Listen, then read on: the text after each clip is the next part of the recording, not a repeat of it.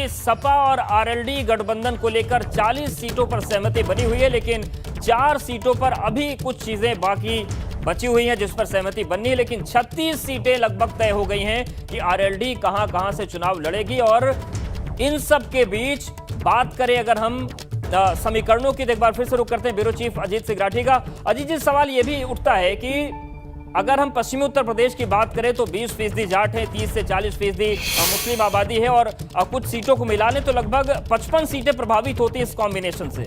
मुजफ्फरनगर दंगों के बाद एक कॉम्बिनेशन बिगड़ा था, तो क्या इस गठबंधन के बाद वो कॉम्बिनेशन फिर से सुधर जाएगा, फिर से वो साथ आ जाएंगे?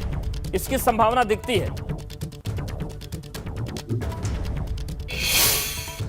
देखिए अवधेश, अगर पिछले लोकसभा चुनाव 2019 पर आप गौर करेंगे तो 2019 में चौधरी अजीत सिंह लोकदल के बैनर पर मुजफ्फरनगर संसदीय सीट से चुनाव लड़े और 6400 वोट के आसपास से वो हार गए।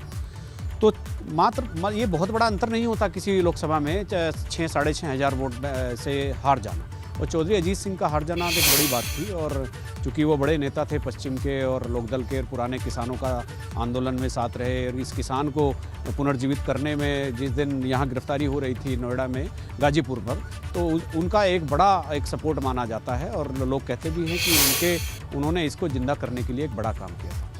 अब दूसरी बात यह है कि जब वो चुनाव हार गए तो हारने में बहुत कम मार्जिन था, तो चूँकि उस इलेक्शन में मुसलमानों ने बड़ी संख्या में वोट चौधरी अजीत सिंह को दिया।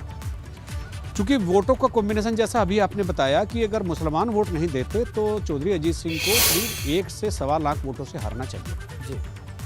अब चूँकि ये अभी आपने बताया कि ऐसी 55 से ज़्यादा सीटें हैं जिन पर ये दोनों का कॉम्बिनेशन चुनाव जीता ही देता है, मतलब वहाँ पर कोई निर्णायक भूमिका नहीं, या वहाँ पर कोई चुनाव को प्रभावित करने की बात नहीं। तो वहाँ पर इन 55-60 सीटों पर ये दोनों का कॉम्बिनेशन सीट को जिता देता है, तीसरे की किसी की आवश्यकता नहीं होती। लेकिन 2 चीज़ें मैं आपको बता देता हूँ कि एक तो जैसे किसान आंदोलन की बात है, किसान आंदोलन के बाद उत्तर प्रदेश में और आसपास के राज्यों में जिस तरह से किसानों में माहौल ये बना हुआ है, एक तो उस पर समाजवादी पार्टी और लोकदल की निगाह लगी हुई है। दूसरा, आप पश्चिमी यूपी के ग्रामीण परिवेश पे जब भी जाते हैं, लोगों से बात करते हैं, तो उनको चौधरी अजीत सिंह की 2019 की हार अभी भी उसका मलाल उन लोगों को होता है कि चौधरी अजीत सिंह 2019 में मुजफ्फरनगर जैसी एक खांटी लोकदलीय सीट से चुनाव हार गए, और वो मलाल उनके भीतर है। और समाजवादी पार्टी और लोकदल के लोगों का तो ये कहना है, वो ये दावा भी कर रहे हैं कि लोगों के मन में उस हार का बदला लेने की टीस भी छुपी हुई है, जिसकी वजह से इस बार वोटिंग परसेंटेज भी बढ़ने की उम्मीद बढ़ सकता है। और कौन कौन से समीकरण इस गठबंधन के साथ आएंगे, क्या तस्वीर बनेगी?